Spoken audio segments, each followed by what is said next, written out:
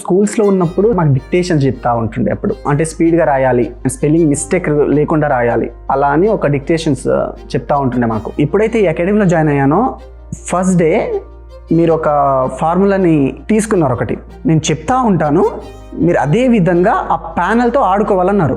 నాకు అప్పుడే రేజ్ అయింది. నేను 10th క్లాస్లో అది విన్న, మా సార్ వాళ్ళు చెప్తా ఉంటాంటే డిక్టేషన్స్ లాగా అని. మీరు చెప్తా ఉంటారు, మేము చేస్తూ ఉంటాము. అది చేస్తే ఎలా ఉంటుందంటే ఒక స్టూడెంట్కి, నేను ప్రీవియస్గా నేర్చుకొని వచ్చాను కదా, మనం మైండ్లో ఫీడ్ అయిపోద్ది అది. నన్ను ఎవరైనా అడిగితే ఫస్ట్ ఆఫ్ ఆల్ ఒక ఫిల్మాట్రిక్స్ అకాడమీ ఉంది అని చెప్పను, ఫస్ట్ వెళ్ళి బయట అడగండి, వేరే ఫిల్మ్ స్కూల్స్కి అడగండి, ఏదైనా వేరే ఎడిటింగ్ అకాడమీకి వెళ్ళి అడగండి.